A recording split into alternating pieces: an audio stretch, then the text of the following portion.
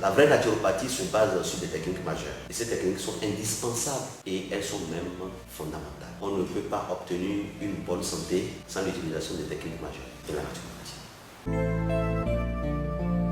La puge, c'est tout le monde qui connaît ça. Si vous avez bonne mémoire au moment où on était enfant, lorsque tu as le corps qui est chaud, fièvre, nos grands-mamans nous demandaient de faire le nettoyage du côlon avec un truc qu'on appelle peinture chez nous. On met le dedans, on envoie ça par l'anus et on te prend comme ça, on remet, on va au sel.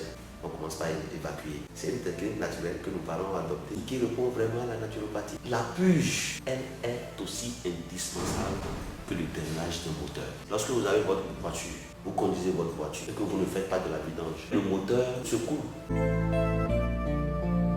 Après avoir fini de faire la puge, tu vas éliminer les microbiotes. Qu'est-ce qu'il faut faire? Il faut refaire la flore microbienne par une technique majeure de la naturopathie que nous appelons le monodiète. Le monodiète, au fruits juteux bien mûrs que l'on peut appliquer durant 3 à 15 jours et il permet de refaire la flore microbienne intestinale et facilite la guérison de l'intestin du malade. Lorsqu'un enfant naît, qu'est-ce qu'il fait? L'enfant doit respirer.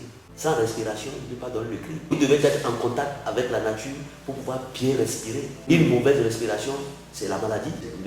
Nous devons avaler de l'oxygène. Nous devons planter des arbres. C'est pourquoi notre cabinet organise chaque année le camp de jeûne thérapeutique. Ça peut être sur 1 semaine, 2 semaines. Vers des zones rurales, moins polluées, avec des patients. On les sort dans les milieux naturels et on organise des jeûnes thérapeutiques.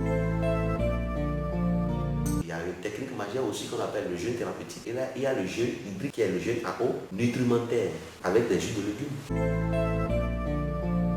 On a parlé de la puge, on a parlé du monodiète. On peut parler aussi du régime hypotoxique. C'est un régime à base de légumes frais crus et de fruits crus, variés. Vous êtes en train de les consommer. Lorsque vous sentez une maladie, vous pouvez vous mettre sur le régime hypotoxique très rapidement. Ça peut durer, vous pouvez appliquer ça durant 10 jours et les problèmes vont disparaître tout en consultant le naturopathe.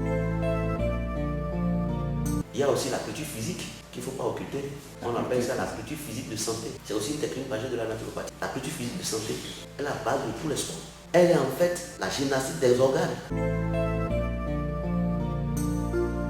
Il y a aussi une des techniques majeures, pas aussi vraiment occulter, c'est la repositivation de votre mental. Elle vise à transformer nos sentiments négatifs en sentiments positifs. Lorsque vous avez un mal, un symptôme, et que vous commencez par méditer sur le symptôme, la maladie là maintenant, est-ce que je vais m'en sortir? C'est quoi ça là?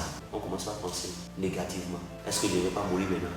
Est-ce que je ne vais pas faire ceci maintenant? Est-ce que le fait que vous vous posez des questions et que vous n'avez pas là, vous ne pensez pas positivement, le subconscient qui est la mère de la manifestation, il capte et donne le résultat. Mais c'est ce que vous pensez qui vous arrive.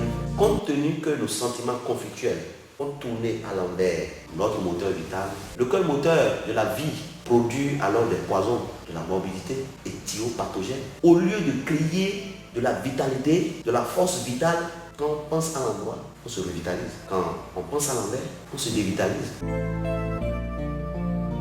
Nous avons aussi le bain chaud. Le bain chaud qui va vous permettre de transpirer. Quand vous allez venir chez moi au cabinet, moi je n'ai pas de climatisation. Je vis dans la chaleur. Je transpire dedans là.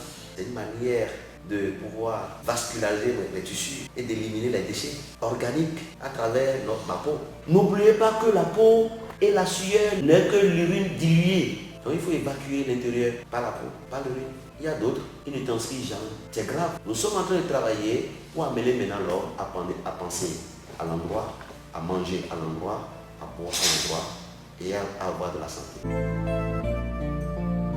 Il y a aussi le sommeil, le plomb vagotonique de durée suffisante qui permet d'éliminer nos déchets et de recharger nos batteries. Si vous ne dormez pas, vous ne pouvez pas vous revitaliser. Pour avoir de la santé, il faut aller au lit tôt et se réveiller tôt. Le sommeil de 22h30 à 4h du matin, c'est le sommeil réparateur, le sommeil régénérateur, le sommeil qui guérit. Pour avoir un enfant intelligent, surdoué, il faut pratiquer la naturopathie lorsque tu es enceinte. J'ai dit femme, homme, enfant enceinte, enfant, adolescent, actif et senior. J'ai dit tout le monde doit pratiquer la naturopathie. On peut consulter un naturopathe à n'importe quel moment, de façon préventive. Tout le monde doit être en contact d'un naturopathe. Pour se prévenir, son préventive et pour conserver son bon état de santé, pour améliorer son hygiène de vie, pour les troubles qui cachent au quotidien, vous devez être en contact avec le naturopathe. La naturopathie agit de manière naturelle et durable. Elle s'attaque davantage aux causes, qu'aux symptômes.